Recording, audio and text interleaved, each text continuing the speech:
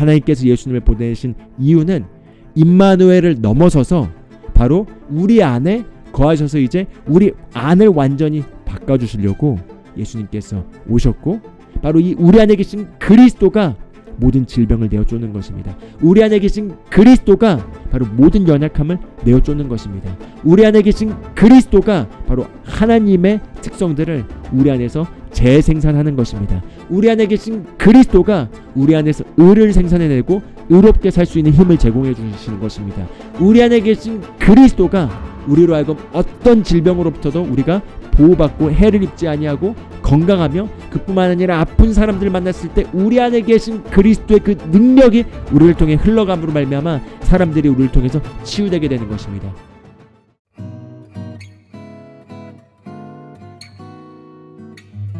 메리 크리스마스, 할렐루야. 새로운 피조물 훈련소에 오신 여러분 주님의 이름으로 환영하고 축복합니다.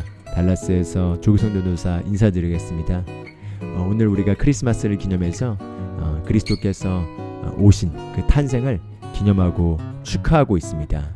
그렇기 때문에 우리가 오늘 이 시간에는 바로 크리스마스의 진정한 목적, 바꿔 말하면 그리스도께서 오신 진정한 목적에 대해서 함께 말씀을 공부하고 또 말씀을 묵상하는 시간을 가지면 좋겠습니다. 우리가 그리스도를 탄생을 기념할 때 우리가 온 세상 죄의 문제를 해결하려고 오신 바로 우리의 구원자이신 예수 그리스도의 탄생을 우리가 기념합니다. 그렇기 때문에 우리가 그런 성탄 찬양도 부르죠. 기쁘다 구주 오셨네. 기쁘다 구주 오셨네. 우리가 기뻐할 만한 놀라운 좋은 소식이 우리에게 제공되었습니다. 바로 우리를 구원하시려고 예수 그리스도께서 오셨다는 거죠. 그렇기 때문에 우리가 보통 예수 그리스도의 탄생을 기념하면서 그리스도께서 오신 목적을 생각한다면은 많은 경우 우리가 자동적으로 그리스도께서 바로 온 세상의 구원자께서 우리를 구원하려고 오셨다고 우리가 생각하게 됩니다. 그게 틀린 건 아니지만, 그러나 그리스도께서 우리를 구원하시려고만 이 세상에 온 것이 아닙니다. 이 내용이 조금 충격적일 수도 있겠지만 오늘 여러분과 함께 이것을 한번 성경을 파헤쳐서 깊게 확인해 보길 원합니다. 바로 그리스도께서는 우리를 구원하시려는 것도 그 안에 포함되어 있지만, 그러나 우리를 구원하신 것은 바로 궁극적인 그분이 하시고자 하는 목적을 이루기 위한 수단으로서 그분께서 우리를 구원하신 것입니다. 우리가 이제껏 인식해왔던 우리의 인식은 바로 궁극적인 목적으로서 그분이 오신 것이 우리를 구원하려 오셨다는 거였습니다. 그럼 한번 우리가 조금 더 깊게 따져보면서 생각해 보길 원합니다. 그럼 그분이 우리를 무엇으로부터 구원하시려고 오신 거죠? 그럼 우리가 다 죄의 문제에서 죄로부터 우리를 구원하시려고 오셨습니다라고 얘기할 것입니다. 그럼 그리스도께서 오신 궁극적인 목적이 만약에 우리를 죄에서부터 구원하시려고 오셨으면 그럼 그게 끝인가요? 라고 생각했을 때 네, 그렇습니다라고 했을 때 그럼 우리가 안게 되는 문제가 있습니다. 바로 우리를 죄로부터 구원하셨는데 그게 만약에 전부라면은 우리를 죄로부터 구원해서 그래서 우리가 어떻게 됐냐는 거죠. 바로 우리가 이제 죄로부터 구원받았기 때문에 하나님과 연결되었고 이제 우리가 용서를 받았고 그리고 다시 하나님과 관계할 수 있게 되었다는 것, 그것만으로도 사실 너무나 놀라운 사실입니다. 그런데 예수님께서 우리를 죄의 문제로부터 구원하신 것 자체가 궁극적인 목적이 아니라 바로 그것은 궁극적인 목적을 이루기 위한 수단이었습니다. 바로 우리에게 궁극적으로 하시고자 하는 그 일을 하기 위해서는 먼저 죄의 문제가 해결돼야 됐기 때문에 그분이 오셔서 죄의 문제를 해결하시려고 우리를 죄로부터 구원하셨습니다. 그래서 우리를 죄로부터 구출하셔서 그 결과 우리에게 이거를 제공하려고 하셨다는 거죠. 그래서 그것이 바로 그리스도께서 탄생하셔서 이 세상에 보내지신 이 세상에 오신 궁극적인 목적이라고 할 수가 있겠습니다. 그래서 오늘 이 내용을 듣고 난 이후에 우리가 앞으로 그리스도께서 오신 이유, 그리스도께서 오신 것을 우리가 기념할 때 반드시 단지 우리 죄를 구원하기 위해서 오셨다는 것만 생각하는 게 아니라 그 결과 이걸 가능하게 하려고 오셨다라는 걸 기억해 보면 좋겠습니다. 그럼 그거에 대해서는 조금 이따 나누도록 하고 오늘 본문 성경 구절을 한번 같이 봐보도록 하겠습니다. 오늘 본문 성경 구절은 마태복음 1장 21절과 23절입니다. 마리아의 남편이었던 요셉에게 천사가 예수님에 관해서 주신 메시지입니다. 같이 한번 읽어보겠습니다. 그녀가 아들을 낳으리니 너는 그의 이름을 예수라 하라. 이는 그가 자기 백성을 그들의 죄들에서 구원할 것이기 때문이라. 보라, 처녀가 아이를 베어 아들을 낳을 것이요 그들이 그의 이름을 임마누엘이라 하리라 하셨으니 이것을 번역하면 우리와 함께 계시는 하나님이라는 뜻이라, 이렇게 얘기하고 있습니다. 여기서 이 말씀을 통해서 바로 제가 방금 전에 했던 말에 대해서 반박할 수 있겠습니다. 규성 전사님, 방금 예수님께서 우리를 죄의 문제로부터 구원하기 위해 오신 것이 예수님의 궁극적인 목적이 아니라고 했는데, 여기 분명하게 천사가 그가 자기 백성을 그들의 죄들에서 구원할 것이기 때문이라고 얘기하고 있습니다. 그가 자기 백성을 그들의 죄들에서 구원하기 위해서 왔다라고 분명하게 얘기하고 있는데 왜 엉뚱한 얘기를 하시나요? 이렇게 저한테 얘기해 볼 수가 있겠습니다. 그래서 저희가 성경을 읽을 때 알아야 될 건 성경은 점진적인 계시를 밝혀주고 있다는 것입니다. 그렇기 때문에 빛을 생각해 보면 좋겠습니다. 빛이 희미한 빛에서 점점 더 빛이 밝아지는 것입니다. 그러다가 완전한 빛에 이르게 되면 완전한 것을 볼 수 있게 되는 것처럼 성경도 구약과 신약으로 이루어져 있는데 구약과 신약에 걸쳐서 바로 예수 그리스도와 하나님의 뜻에 관한 계시가 점진적으로 비춰지면서 점점 더 빛나다가, 그러다가 사실은 사도 바울의 계시를 통해서 가장 완전한 그 빛이 우리에게 비춰지는 걸 볼 수가 있습니다. 그렇기 때문에 우리가 확실히 알아야 될 건요, 여기 이 천사가 요셉에게 이 얘기를 해줬지만 그러나 그때까지 아직 사람들에게 계시되지 않는 그리스도께서 오신 궁극적인 목적에 대한 신비가 있다라는 거죠. 그리고 그 신비가 아직 계시되지 않았습니다. 그래서 요셉도 알지 못했고 예수님과 함께하는 제자들도 예수님과 함께 있었지만 그 신비를 알 수 없었고, 그 신비는 오직 성경에서, 특히 바울의 서신인 바울 서신에서 도드라지게 발견되는 것을 볼 수 있습니다. 왜냐하면 사도 바울이 그 신비와 그 계시를 받았기 때문입니다. 그래서 그 계시를 통해서 그리스도께서 오신 궁극적인 목적에 대해서 우리가 살펴볼 수 있고요. 그것과 관련해서 우리가 한번 말씀을 봐보길 원합니다. 그래서 여기 23절을 보면은 임마누엘이라고 얘기를 하고 있습니다. 그런데 임마누엘의 뜻이 무엇이냐면 우리와 함께 계시는 하나님, God with us, 우리와 함께 계시는 하나님이란 뜻이죠. 그럼 예수님이 이 땅에 거니신 동안 바로 하나님께서 성육신하셔서 육신으로서, 인간으로서 오신 분이 예수 그리스도셨습니다. 그렇기 때문에 예수 그리스도 옆에 있었던 사람들은 바로 하나님께서 성육신하신 바로 인간으로 오신 하나님을 그들이 볼 수 있었고, 그들이 만질 수 있었고, 그들이 그 하나님과 함께 할 수 있었습니다. 얼마나 큰 영광이고 얼마나 놀라운 특권인가요? 그렇기 때문에 우리가 때로는 성경을 읽으면서 성경 시대에 있던, 특히 예수님 시대에 있던 예수님을 경험하고 예수님을 만났던 사람들에 대해서 우리가 부러워할 수가 있겠습니다. 그런데 우리가 한번 생각해 보길 원합니다. 임마누엘은 하나님이 그들과 함께 계셨던 거죠. 그렇지만 그 임마누엘도 하나님께서 인간을 향한 궁극적인 최종 플랜의 마지막 단계가 아니었습니다. 왜냐하면 임마누엘에서도 한계가 여전히 있기 때문이죠. 그 한계가 무엇인지 한번 생각해 보길 원합니다. 하나님께서 성육신하셔서 인간으로 이 땅에 오셨습니다. 그럼에도 불구하고 인간들은 여전히 아담의 죄로 말미암아, 그 범죄로 말미암아 죄의 본성을 가지고 있었고 사단의 지배 아래 있었습니다. 그렇기 때문에 그들이 인간으로 오신 그 하나님을 옆에서 보고 만지고 경험하고 기적을 맛봤다 하더라도 그들의 본성과 그들의 내면은 여전히 바뀌지 않았다는 거죠. 그래서 이 예시를 잘 보여주는 스토리가 있습니다. 바로 우리가 예수님과 함께했던 제자들을 떠올려 보면 좋겠습니다. 제자들의 특성이 무엇이었죠? 예수님과 함께 3년 동안 함께 지내면서 함께 배웠습니다.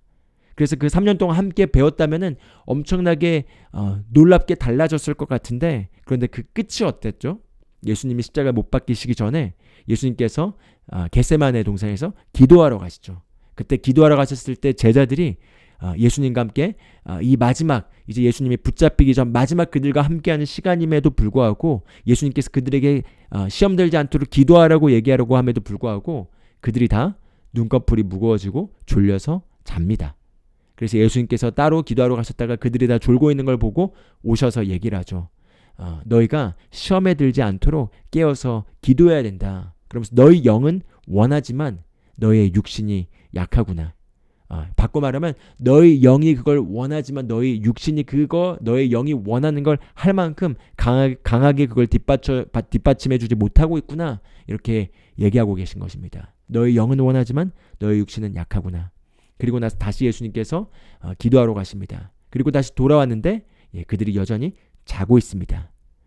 바로 그들의 속이 바뀌지 않았기 때문에 비록 그들의 영은 원하더라도 그들의 육이 연약함으로, 즉 그들의 영의 갈망을 실행할 수 있는 능력이 그들 안에 있지 않았기 때문에 그들은 여전히 잡니다. 그리고 예수님께서 다시 기도하러 갔다가 돌아오셔서 이제는 늦었다. 이제는 대적자가 왔다라고 얘기하시고 이제 예수님께서 붙잡히신 장면이 나옵니다.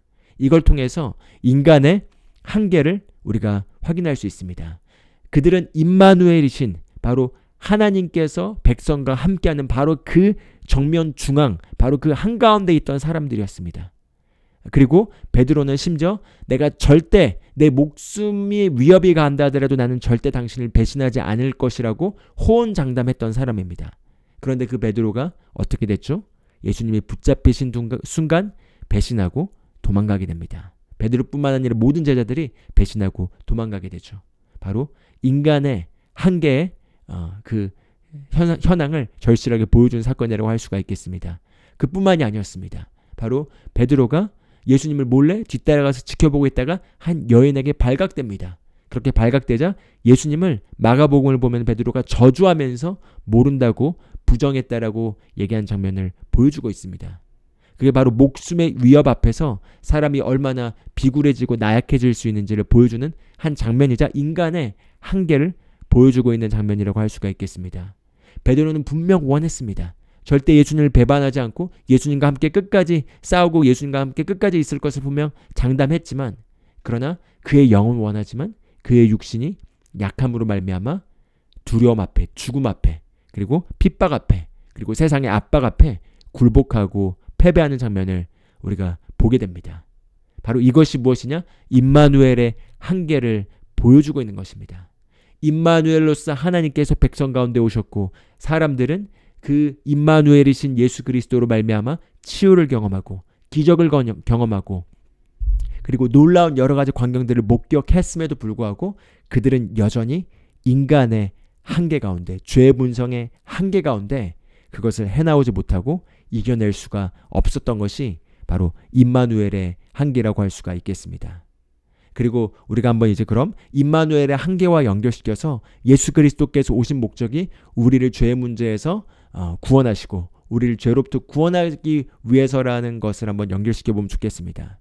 그래서 우리가 많은 경우 우리가 구원에 대해서 생각할 때 그리스도인들이 갖고 있는 생각은 나란 존재는 동일한데 내가 어떤 죄라는 늪지대에 빠져 있다가 그분께서 나를 죄의 늪지대에서 구출해 내주시고 그분의 말씀과 그분의 피로서 나를 깨끗이 씻겨줘서 내가 거룩하게 되었지만 그러나 여전히 나는 동일한 사람이기 때문에 나는 죄인이고 그래서 구원받은 죄인으로서 여전히 나약하고 그리고 난 여전히 실수가 많고 여전히 난 실패하는 사람이고 여전히 나는 무능력한 사람이기 때문에 그런 가운데서 하나님을 의지해야 된다라는 개념을 가지고 있는 게 보통 대다수의 그리스도인들이 가지고 있는 개념이라고 할 수가 있겠습니다.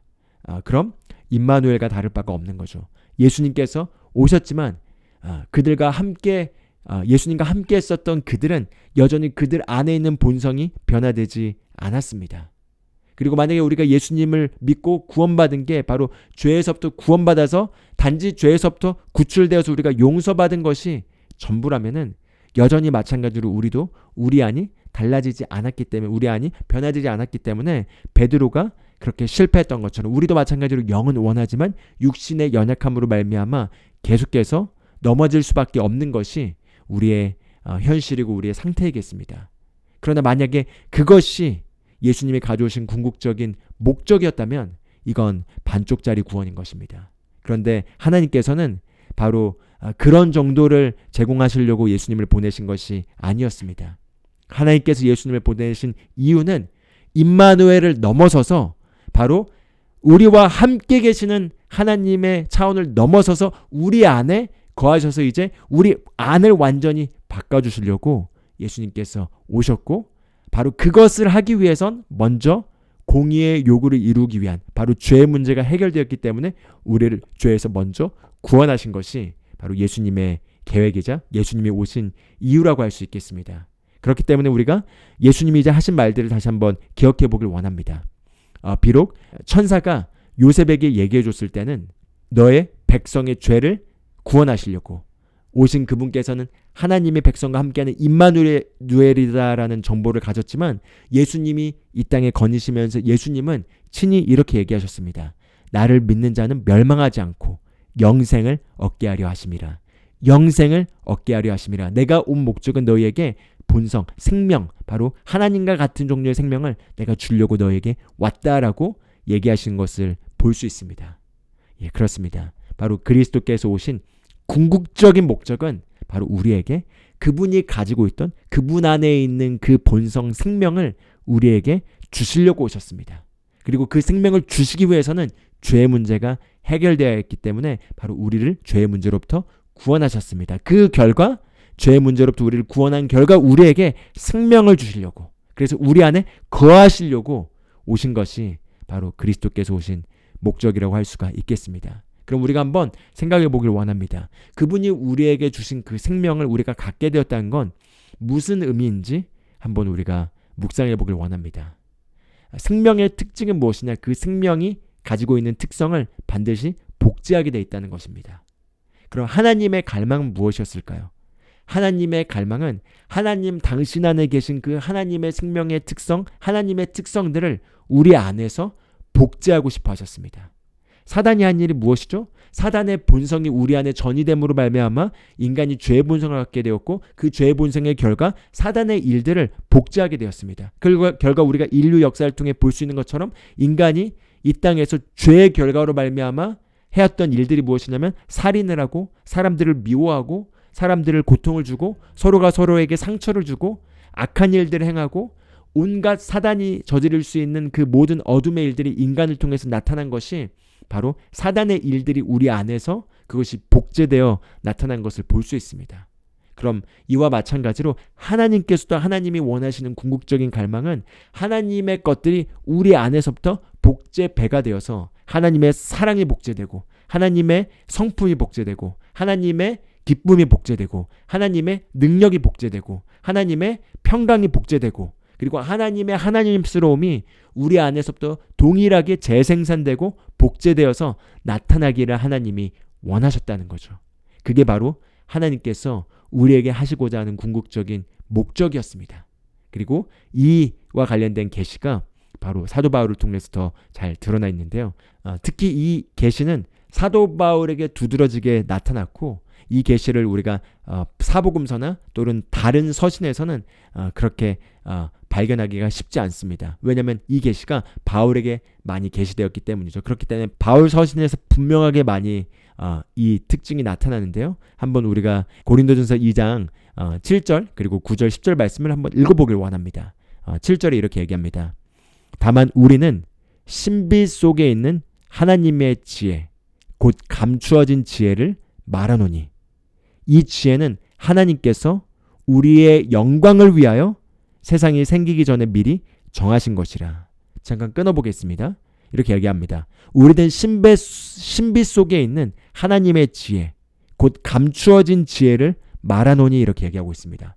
지혜가 감추어져 있는데 이 감추어진 지혜를 말한다는 거죠. 왜냐하면 이 지혜가 감추어졌지만 사도 바울에게는 그리고 우리들에게는 이 지혜가 감추어져 있지 않고 계시되어 드러났기 때문에 이 감추어진 지혜를 말한다는 거죠. 그런데 이 감추어진 지혜가 무엇이냐? 바로 신비 속에 있는 하나님의 지혜라는 거죠. 신비 속에 있는 이 하나님의 지혜인데 하나님께서 우리의 영광을 위해서 바로 저와 여러분의 영광, 하나님의 영광이 아니라 바로 우리의 영광을 위해서 하나님께서 창세 전에 세상이 생기기 전에 이 감추어진 지혜를 이미 정하셨다라는 겁니다. 그럼 한번 9절 봐보겠습니다. 그러나 이것은 기록된 바 하나님께서 자신을 사랑하는 자들을 위하여 예비하신 것들은 눈이 보지 못하였고 귀가 듣지 못하였으며 사람의 마음속에 들어가지도 못하였도다 함과 같으니라 이렇게 얘기하고 있습니다. 즉 하나님께서 우리의 영광을 위해 정하신 바로 세상 지어지기 전에 감추어 두신 이 지혜가 이제까지 사람들의 마음속에 계시되거나 눈에 보여지거나 들려진 적이 없었던 그와 같은 감추어진 계시였다라는 거죠. 그런데 10절에 이렇게 얘기합니다. 그러나 하나님께서 자신의 영으로 우리에게 그것들을 계시하셨으니 성령께서는 참으로 모든 것 즉 하나님의 깊은 것들까지도 살피시느니라 이렇게 얘기하고 있습니다. 그럼 이 감추어진 신비가 언제 계시되었다는 거죠? 바로 하나님의 영이신 성령님께서 그것을 우리에게 계시하셨다는 겁니다. 그러면 하나님의 영이신 성령님께서 언제 그것들을 우리에게 계시하셨죠? 예수님이 이 땅에서 살아 걸어 다니신 동안 제자들에게 성령님이 주어지지 않았습니다. 성령님은 구약시대 소수의 사람들에게 위로부터 임하였지만 단 한 번도 성령님이 우리 안으로 들어오신 적이 없었습니다. 그렇기 때문에 성령님께서 우리 안으로 들어오신 적이 없었고 이 계시가 들어온 적이 없었는데 바로 오순절날 바로 성령님이 임하시고 우리 믿는 자들이 거듭나고 하나님의 자녀가 된 순간 우리 안으로 하나님의 생명을 받고 하나님의 성령을 모실 수 있게 되었고 그 성령님께서 이제 만세 가운데 감추어져 있던 이 신비와 이 지혜를 우리에게 드러내시고 가르쳐 주실 수 있게 되었다는 거죠. 할렐루야. 바로 그 하나님의 영께서 자신의 영께서 그것을 우리에게 계시하셨다는 겁니다. 그게 무엇일까요? 우리 한번 계속 같이 말씀을 더 봐보도록 하겠습니다. 에베소서 3장 3절에서 5절까지 말씀 한번 읽어보도록 하겠습니다. 이렇게 얘기합니다. 곧 계시로 그분께서 내게 그 신비를 알리셨나니. 여기서 다시 한번 곧 계시로 그분께서 내게 그 신비를 알리셨나니. 무엇보다도 사도 바울에게 하나님께서 이 계시를 제공해 주셨고 그 바울이 그 계시를 가지고 사역을 하면서 서신서를 썼고 그 서신서를 통해서 우리 모든 그리스도인들에게 이 계시가 전달되었습니다. 그런데 이 계시가 바로 신비고요. 이 신비에 대해서 이렇게 얘기합니다. 그것은 내가 전에 몇 마디 적은 것과 같으니라. 4절 그것으로 말미암아 너희가 읽을 때 그리스도의 신비에 대하여 내가 알고 있는 바를 깨닫게 되리라 이렇게 얘기하고 있습니다. 할렐루야. 사도 바울이 그리스도의 신비에 대하여 내가 알고 있는 것을 너희가 깨닫게 되리라 이렇게 얘기하고 있습니다. 즉 사도 바울이 무언가를 알고 있었다는 거죠. 그리고 그 무언가를 알고 있었고 그 무언가를 알고 있었는데 어떻게 알게 됐냐? 바로 그분의 영으로 말미암아 그것이 본인에게 계시되었고 그것이 바로 감추어진 지혜이자 신비라는 거죠. 그리고 그 신비가 무엇이냐? 바로 그리스도의 신비인데 이 그리스도의 신비에 대해서 내가 기록한 것을 보면은 너희가 그것이 무엇인지를 깨닫게 되리라 이렇게 얘기하고 있습니다. 그러면서 5절에 이렇게 얘기합니다. 그분께서는 이제 자신의 거룩한 사도들과 대언자들에게 성령을 통해 이 신비를 계시한 것 같이 다른 시대들에서는 사람들의 아들들에게 그것을 알리지 아니하셨는데 이렇게 얘기하고 있습니다. 바꿔 말하면 구약에서 성경을 썼던 모든 저자들은 다른 시대였죠. 즉 구약의 시대였습니다. 율법의 시대였거나 그 율법 이전의 시대에 있었던 모든 사람들은 이 신비를 알지 못했다는 거죠. 심지어 예수님께서 이 땅에 오셨을 때는 임마누엘의 시대였습니다. 그런데 임마누엘의 시대에서도 사람들은 그것을 알지 못하였습니다. 그러나 임마누엘의 시대가 끝나고 그리스도께서 속량사역을 완성하시고 하늘로 승천하시고 난 이후에 교회의 시대가 시작되자 바로 교회의 시대에 살고 있는 우리들에게 바로 이 감추어진 신비가 드러나고 계시되었다는 거죠. 다른 시대는 단 한 번도 알려지지 않았기 때문에 우리가 마태복음 1장에 봤던 바로 요셉, 예수님의 아버지 그리고 예수님의 어머니였던 마리아에게도 이 감추어진 신비가 아직 그 당시 그들에겐 계시되지 않았고 그들이 받을 수 있는 최고의 계시는 그 시점에서는 쇠상제를 지고 가신 하나님의 아들인 하나님의 어린 양께서 우리의 죄의 문제를 해결하시고 그리고 하나님께서 우리와 함께 하시려고 오신 임마누엘의 하나님으로 계시된 것이 그들이 가질 수 있는 최고의 계시였습니다. 그러나 이제 마침내 그 세상 전에 하나님께서 정하셨던 그 신비가 우리들에게 드러났다라는 거죠. 할렐루야. 그래서 8절 에베소서 3장 8절에서 9절에 이렇게 얘기합니다. 그분께서 모든 성도 가운데 가장 작은 자보다 더 작은 나에게 이 은혜를 주신 것은 헤아릴 수 없는 그리스도의 부요함을 내가 이방인들 가운데 선포하게 하고 또 예수 그리스도에 의해 모든 것을 창조하신 하나님 안에 세상이 시작된 이후로 감추어져 온 이 신비에 참여하는 것이 무엇인지 모든 사람들이 보게 하게 하려 하심이라 이렇게 얘기하고 있습니다. 그래서 우리가 8절에서 9절에서 주목하길 원하는 단어는요, 그리스도의 부요함, 헤아릴 수 없는 그리스도의 부요함에 대해서 얘기하고 있습니다. 헤아릴 수 없는, 끝이 없는, 한계를 측정할 수 없는 그리스도의 부요함과, 그리고 이 감추어진 신비에 우리가 참여할 수 있게 되었고, 그 참여하는 것이 무엇인지 온 세상에게 보여주려 하심이라, 이렇게 얘기하고 있습니다. 그럼 사도 바울이 여기서 계속해서 얘기하고 있는 이 신비, 이 세상이 있기 전부터 정해져 있고 그리고 감추어진 이 신비가 무엇일까요? 사람들의 마음속에 단 한 번도 들어온 적이 없었던 이 신비가 무엇인지를 골로새서 1장에서 밝히 보여주고 있습니다. 1장 26절에서 27절 읽어보도록 하겠습니다. 26절에 이렇게 얘기합니다. 이것은 곧 여러 시대와 여러 세대로부터 감추어졌으나 이제는 그분의 성도들에게 드러난 신비에 관한 것이라. 마침내 그 신비가 무엇인지를 얘기하고 있습니다. 여러 시대와 여러 세대 가운데 그게 감추어졌기 때문에 우리가 잘 알고 있던 하나님의 마음에 합한 자라는 칭함을 받았던 다윗도 이 신비를 알 수가 없었습니다. 솔로몬도 그 신비를 알 수가 없었습니다. 모세도 40일 동안 하나님을 밤낮 만난 가운데 그 영광과 그 지극히 많은 기적들을 경험한 모세도 이 신비가 무엇인지를 알 수 없었습니다. 변화산에서 변모됐던 예수님을 봤던 베드로와 요한과 야고보도 그때까지 이 신비를 알 수 없었습니다. 그런데 그 감추어진 신비가 이제 성도들에게 드러났는데, 그분의 영으로 말미암아 바울이 받았고 그것을 이제 편지에 써서 우리들도 알 수 있게 드러났는데, 그게 무엇이냐? 27절에 얘기합니다. 하나님께서는 이방인들 가운데서 이 신비의 영광이 얼마나 풍성한가를 자신의 성도들에게 알리려 하시는데, 이 신비는 무엇이냐? 바로 너희 안에 계신 그리스도 곧 영광의 소망이시니라, 이렇게 얘기하고 있습니다. 할렐루야, 할렐루야. 네, 이것이 바로 사도 바울의 계시의 정점이자 바로 기독교의 정수가 되는 메시지라고 할 수가 있겠습니다. 바로 너희 안에 계신 그리스도 곧 영광의 소망이 바로 만세 가운데 감추어졌던 그 신비였고, 그 신비가 우리에게 드러난 것입니다. 할렐루야. 그렇습니다. 바로 예수 그리스도께서 오신 이유는 우리를 죄의 문제로부터 구원하셔서 그 결과 우리 안에 그리스도가 거하실 수 있게 하시려고 오신 것이고요. 바로 그리스도께서 우리 안에 거하시게 되었다는 건 우리가 거듭나서 하나님의 자녀로서 하나님의 본성이자 하나님의 승명인 하나님의 생명을 우리가 소유할 수 있게 되었고, 그 거듭난 본성 안으로 성령 하나님께서 거하심으로 말미암아 우리도 기름 부음을 받아서 바로 그리스도가 바로 저와 여러분 안에 거하실 수 있게 된 것입니다. 할렐루야, 할렐루야. 이 우리 안에 계신 그리스도는 임마누엘보다 더 좋습니다. 왜냐하면 임마누엘은 그들과 함께하는 하나님이셨지 그들 안에 거하실 수는 없었습니다. 왜냐하면 그들과 함께 하였음에도 불구하고 그들 안은 여전히 죄 문제가 해결되지 않았고 죄 본성을 가지고 있었기 때문에 하나님이 그 안에 거하실 수가 없었습니다. 다윗은 하나님을 향한 열정이 너무나 가득한 나머지 하나님이 거하실 수 있는 처소, 하나님이 거하실 수 있는 집을 짓고 싶어 했습니다. 그런데 하나님께서 다윗에게 너가 전쟁을 통해서 피를 너무 많이 흘렸기 때문에 너는 그 일을 할 수 없고 너의 아들인 솔로몬이 그 일을 할 것이라고 얘기했습니다. 그렇기 때문에 솔로몬이 바로 이 하나님이 거하실 수 있는 하나님의 처소인 하나님의 성전을 지었습니다.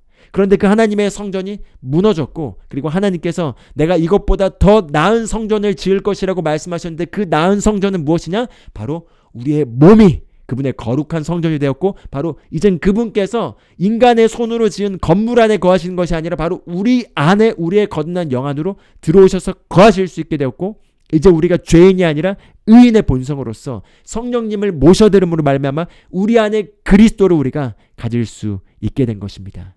할렐루야. 바로 하나님께서 이제 우리와 함께 하신 것이 아니라 하나님께서 우리 안에 거하실 수 있게 되었고, 그리스도인이라 했을 때 우리가 이제 기억해야 될 건 하나님과 동행하는 자들을 넘어서서 하나님이 우리 안에 거하시는 하나님을 모시고 다니는 자들이 된 것이 바로 그리스도 안에 있는 저와 여러분의 위치라는 것입니다. 할렐루야. 그렇기 때문에 바울은 이 신비를 깨달았습니다.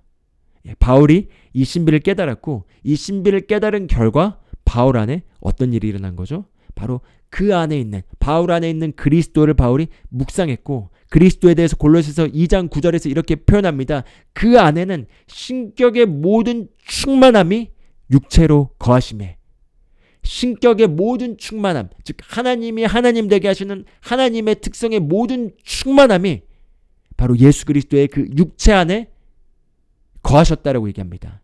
그리고 바로 그 그리스도께서 우리 안에 거하시게 되었고, 바꿔 말하면 신격의 모든 충만함이 저와 여러분 안에 거하시게 된 것입니다. 바로 이것이 기독교의 정수입니다. 이것이 바로 예수 그리스도께서 탄생하신 궁극적인 목적입니다. 이것이 바로 그리스도께서 우리의 죄값을 지불하신 목적입니다. 바로 우리를 값을 치르고 되사심으로 말미암아 우리를 새로운 피조물로 새롭게 하셨고, 그 결과 이제 우리가 죄를 한 번도 지은 적이 없는 사람처럼 우리 안에 거하실 수 있게 되었고, 이제 우리를 통해서 당신 자신을 복제할 수 있게 되고 당신 자신을 재생산할 수 있게 된 것이 바로 기독교의 정수의 메시지이자 바로 그 영광의 소망이라는 거죠. 할렐루야. 그렇기 때문에 바울은 이 계시를 가지고 있었고, 이 계시를 가지고 있었기 때문에 그 안에 역사하고 있는 그리스도의 계시, 그리스도의 임재로 말미암아 그의 몸에서 손수건만 가져가도 병든 자들이 나았습니다. 그의 몸을 대기만 하면 사람들이 나았습니다. 그 안에 역사하고 있는 그리스도의 계시의 신비의 가득함으로 말미암아 독사가 바울의 몸을 물었을 때 그 몸이 독이 전혀 펴지지 않고 건강했습니다. 그뿐만 아니라 그 섬에서 아픈 사람들을 고쳐주고 모든 병든 사람들을 고쳐줄 수 있었습니다. 왜 바울을 통해서 하나님께서 신기한 일들을 하실 수 있었을까요? 그냥 바울이 특별했고 선택받았기 때문이 아닙니다. 바로 바울이 선택받아서 이 계시를 받았고, 이 계시가 그 안에 가득했기 때문에 그 계시로 말미암아 그 안에서 역사하는 그리스도가 밖으로 드러나서 나타나서 온 세상 가운데 이 신비에 참여하는 것이 무엇인지가 세상이 볼 수 있게 된 것입니다.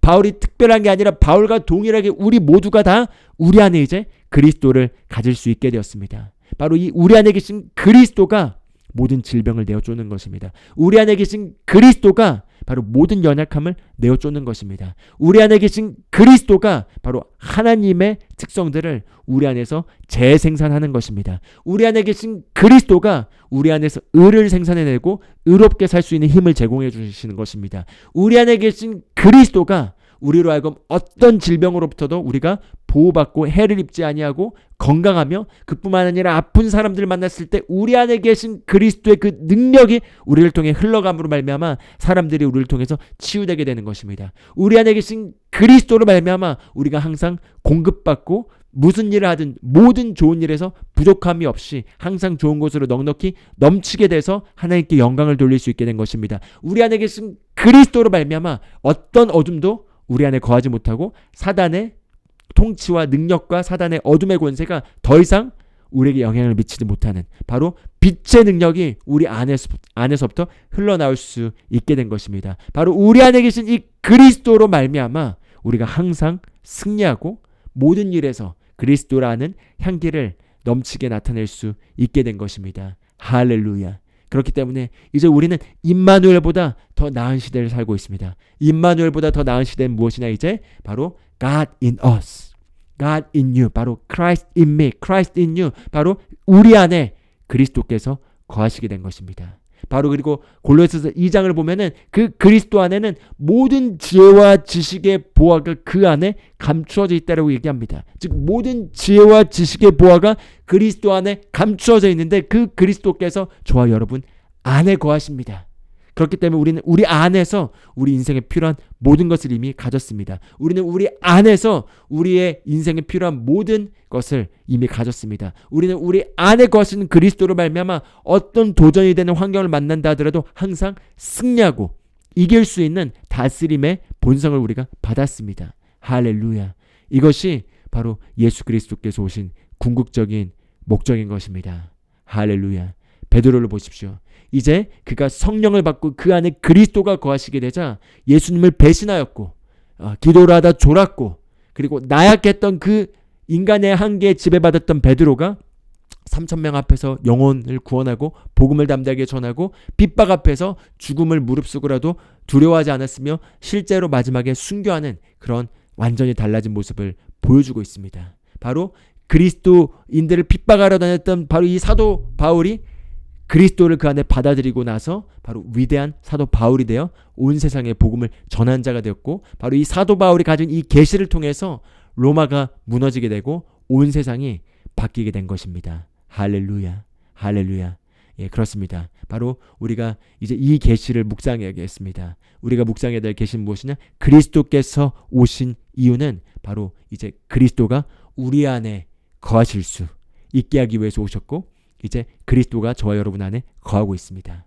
그리스도가 저와 여러분 안에 거하고 있습니다. 그리고 우리 안에 거하시는 그리스도가 바로 영광의 소망입니다.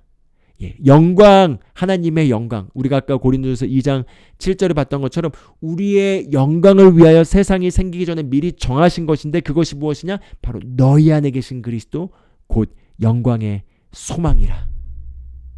영광이 소망하는 게 있다면 그게 무엇이냐? 바로 우리 안에 계신 그리스도라는 거죠.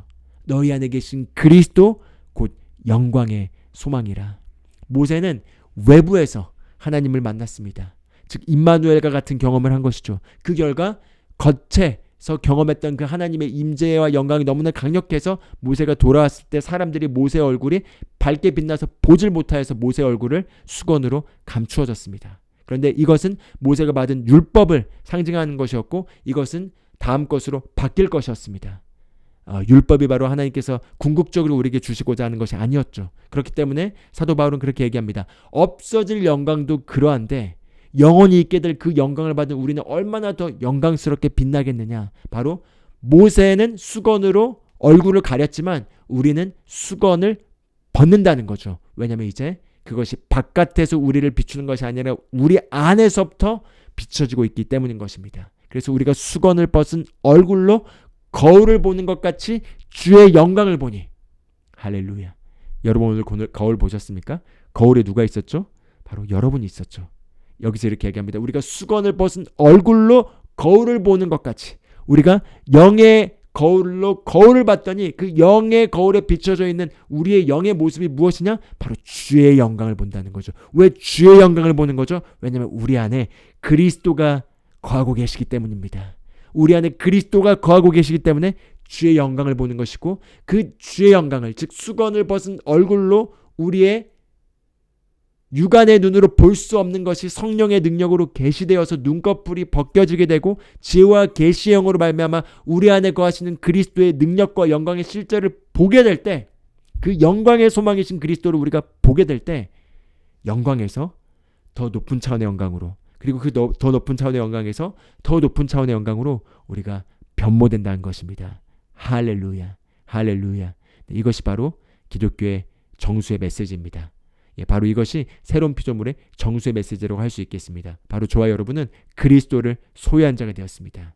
그렇기 때문에 우리가 이제 훈련시켜야 될 의식은 그리스도의 의식입니다. 바로 우리 안에 그리스도가 거하고 계시고, 바로 내 안에 거하시는 그리스도가 영광의 소망이고, 나는 이 그리스도를 가지고 있기 때문에 내가 어디를 가든 나는 그리스도의 임재를 가지고 간다. 내가 어딜 가든 나는 그리스도의 임재를 나타내며 내가 가는 곳마다 어둠은 떠나고 귀신들은 떠나가게 되고 사람들은 치유를 받게 되게 되고, 내가 무엇을 하든 무슨 말을 하든 어디에 있든지 내 안에서 흐르고 있는 그리스도의 임재와 그리스도의 영광으로 말미암아 사람들이 평강을 누리고, 사람들이 해방되게 되고, 사람들이 자유케 되게 되고, 하나님의 뜻이 실현되게 되고, 하나님의 왕국이 확장되게 된다라는 그 의식을 가지시면 좋겠습니다. 할렐루야. 치유의 능력의 근원은 바로 우리 안에 계신 그리스도입니다. 사람들을 자유케 하는 능력의 근원은 바로 우리 안에 계신 그리스도입니다. 여러분이 가지고 있는 삶의 지금 문제가 무엇이든 그 문제에 대한 해답은 이미 저와 여러분 안에 있습니다. 왜냐하면 바로 저와 여러분 안에 그리스도가 있기 때문인 것입니다. 그렇기 때문에 우리 안에 계신 이 그리스도와 더 친밀한 교제와 사귐을 누림으로 말미암아 그 안에서 모든 지혜와 지식의 보화를 발견하시고, 그 힘과 능력과 그 영광의 무궁무진함, 그리스도의 측량할 수 없는 그 부요함을 발견하셔서 이 땅에서 우리 안에 거하시는 그리스도의 능력으로 말미암아 항상 승리하고 다스리고, 그리고 그분께서 오신 궁극적인 목적인 우리의 죄를 해결하셨을 뿐만 아니라 이제 우리 안에 거하실 수 있게 되었고, 우리를 통해서 걸으실 수 있게 되었고, 우리를 통해서 당신의 날들을 연장할 수 있게 되었다는 그 사실을 우리가 기념하고 묵상하면서 바로 온 세상을 구원하여서 우리 안에 거하시려고 오신 그리스도를 우리가 기념하고 우리가 축하하는 그런 성탄절을 보내시기를 주님의 이름으로 축복합니다. 이 시간 기도하고 말씀 마무리하도록 하겠습니다. 우리 눈 감고 잠깐 우리 안에 거하시는 그리스도에 대해서 우리가 감사드리면서, 우리 안에 거하시는 그리스도는 바로 그분의 기름 부음이고 바로 그분의 성령님, 바로 성령 하나님께서 이제 우리 안에 인간의 손으로 만든 건물이 아니라 바로 우리 몸을 성전으로 삼으셔서 우리 영 안에 지성소로서 거하신 성령님이 바로 우리 안에 거하시는 그리스도이십니다. 그 성령님을 우리가 인식하면서 우리 시간 같이 기도하고, 그리고 제가 마무리 기도하길 원합니다. 우리 같이 영 안에서 기도하면 좋겠습니다. 할렐루야. 샤코로바사 까라바쿠시에 까까레로바쿠시에 까까레로바쿠시에 까까레로바쿠시에 아서바쿠 여라바쿠시에 까까레로바쿠시에 까까레로바쿠시에 까까레로바쿠시에 까까레로바 아사바쿠 여라바쿠시에 까까레로바쿠시에 까까레로바쿠시에 까까레로바쿠시에 까까레로바사 레카라바쿠 여라바쿠레로바쿠시에 까까레로바쿠시에 까까레로바쿠시에 까까레로바쿠시에 까까레로바쿠시 아사바쿠 여라바쿠시에 까까레로바쿠시에 까까레로바쿠시에 까까레로바사라바사 까까레로바사 아셔라바쿠 열까레로바쿠시에 까까레로바쿠 야리라바쿠 야라라바쿠시에 까까레로바쿠시 아셔라바쿠 야라라바쿠 야라라바쿠시에 까까레로바쿠시. 하나님 아버지 감사합니다. 오 샤라바사 카라바사. 하나님 아버지 감사합니다. 이 시간 우리 안에 거하시는 그리스도로 말미암아 우리에게 필요한 모든 지혜와 통찰과 그리고 우리의 모든 질문에 대한 응답을 제공해 주시니 감사드립니다. 우리 삶에 필요한 모든 것이 이미 우리 안에 거하시는 그리스도로 말미암아 우리에게 제공되었습니다.